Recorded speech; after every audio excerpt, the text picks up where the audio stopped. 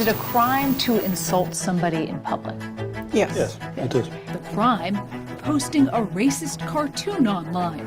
Or to this very country, where police have carried out raids against citizens the moment they spot what they've judged to be, quote, hateful content. Yeah, in the case of reposting, it is a crime as well.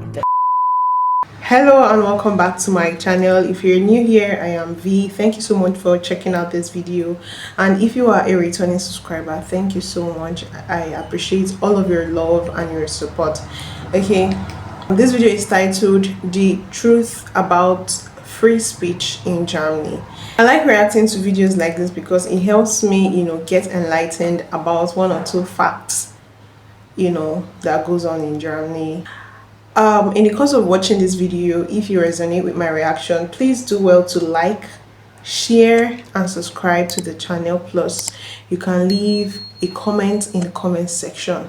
Okay, I'm a foreigner, a Nigerian to be precise. I don't know if these videos are correct, so please don't blame my judgment. Okay, then if you feel whatever it is that the person is saying in the video is incorrect, you can give me your opinion in the comment section, guys. And if you like my beautiful face and you want to buy me a cup of coffee, you can do that by clicking on the link in the description to buy your baby girl a cup of coffee. I mean, everywhere is just so hot, I don't know why. Okay, so a coffee will go a long way. Yeah, let's get right into this video and find out what it is about. They told a room full of European defense and government leaders that free speech is in retreat in their countries. I look to Brussels, where EU commissars warn citizens that they intend to shut down social media during times of civil unrest. Is it a crime to insult somebody in public? Yes. Yes, it is. The crime, posting a racist cartoon online. Or to this very country, where police have carried out raids against citizens the moment they spot what they've judged to be, quote, hateful content. Yeah, in the case of reposting, it is a crime as well. You see that as a curtailing of freedom? Worse than a curtailing of freedom. Punishment for breaking hate speech laws can include jail time for repeat offenders. And they say, no, that's my free speech. And we say, no, yeah, free speech as well, but it is also has its limits.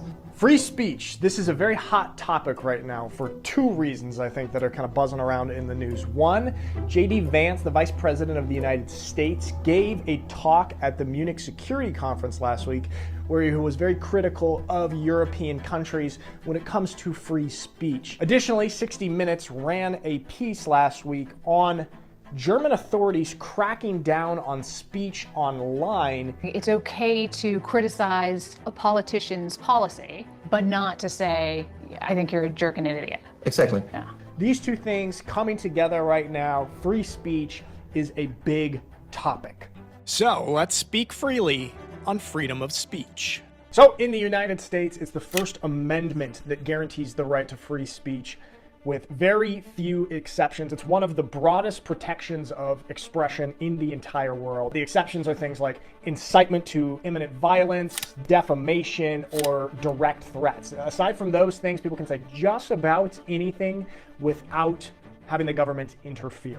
So Germany take a little bit of a different approach. They have the Grundgesetz, which is the basic law, which also protects free speech, but it does have significant limitations. One of the most notable is the criminalization of things like Holocaust denial or hate speech. Both of these are illegal. And unlike in the United States, where a neo-Nazi could legally express their rhetoric, in Germany, it's illegal. Like, there's actually cases in Germany of people going to prison for Holocaust denial. Courts in America, particularly the Supreme Court, they have consistently ruled in favor of broad speech protections. There's a few examples of this. Take Brandenburg versus Ohio in 1969, where the court ruled that inflammatory speech, even from the Ku Klux Klan, the leader of the KKK, was protected as long as it didn't directly incite immediate violence. I think it's important also to look at the history and background of the two countries, and maybe it explains a little bit the approaches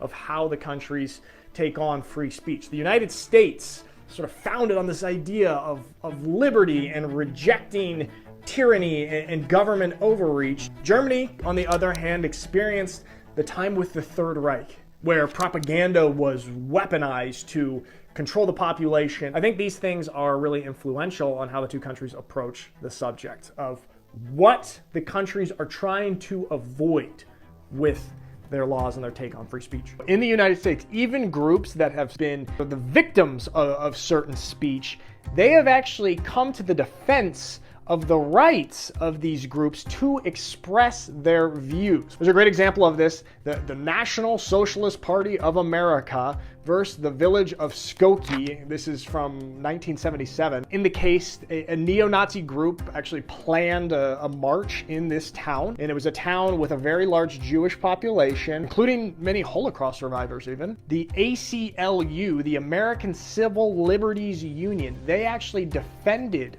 the right for the neo-Nazis to do this march. In that case, the main ACLU lawyer who was defending the neo-Nazis' rights to their speech and their demonstration was Jewish. Kind of counterintuitive, right? But I think these kind of examples sort of speak to the American mentality when it comes to stuff like that. This conversation of free speech also gets very interesting when you look at the topic of social media. Speaking of which, you guys, if you are tired of all the traditional social medias, you should check out Quiver, our social media that my brother and I founded here. It is free on Android and iPhone. Really awesome community. One question a day, every single day. Kind of thought-provoking, fun, and it's a really healthy community on there. The nature of this product that we've built and this community that we've built it's attracted a certain type of people. If you think that you would enjoy that, join us on Quiver. The link is in the description. Hope to see you on there. I think there's also largely different cultural and social attitudes when it comes to free speech. In the United States, free speech is almost looked at as kind of the sacred right. And many believe that offensive speech should be tolerated in the name of open debate. And it even includes controversial ideas from all sides of the political spectrum. Germany, on the other hand, it sees free speech as something that must have sort of a balance and have a collective responsibility from people to maintain order. In fact, many Germans view the restrictions on free speech not as censorship, which is the way a lot of Americans would interpret it, but as something necessary to avoid extremism. Now, this is something that a lot of Americans often criticize. These sort of measures, they call this government overreach. Germans tend to see them as necessary safeguards. For example, the comedian Kathy Griffin, a few years ago, she held up a fake severed head of Donald Trump, who was president at the time, and she faced backlash and criticism from people, but she was not legally punished for that because her act was protected under the First Amendment. There's concepts in the United States that's kind of especially prominent is sort of the marketplace of ideas. By allowing all ideas and speech to be out there in the open, the best ideas will rise to the top. And the people that have sort of these fringe, crazy ideas, no matter how hateful and harmful they are, in the long run, having everything protected and allowed to be said will allow the best ideas to rise to the top and become mainstream, and the bad ideas to fall away. I think you could kind of look at it as sort of a continuum of free speech, with a country like North Korea on one end that basically has no freedom of speech or expression, and then the United States on the other end that has kind of the most broadly protected free speech and expression.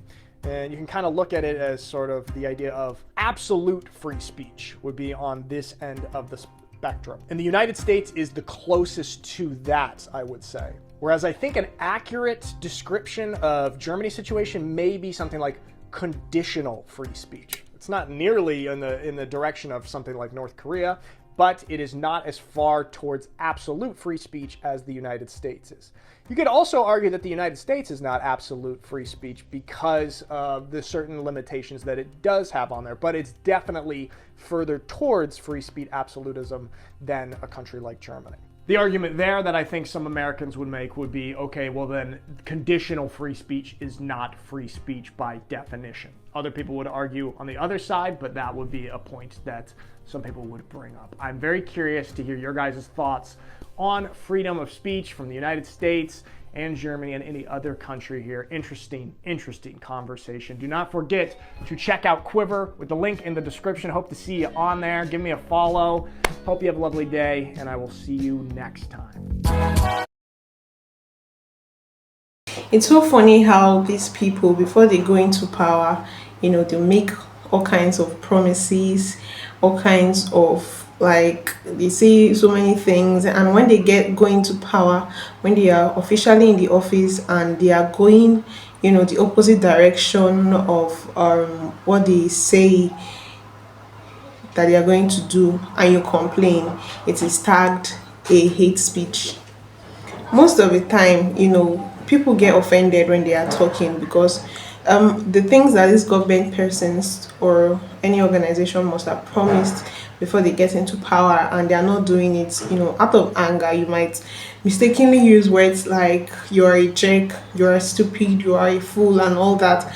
And they say it out of anger. I mean, why are you calling it hate speech? They are trying to indirectly call you back, you know, they're trying to put you on track, and you arrest these persons, you punish these persons, you imprison these persons. It really does not make any sense. Okay, there was an incident that happened recently in Nigeria about the new minimum wage. Now there are a set of persons, you know, called coppers.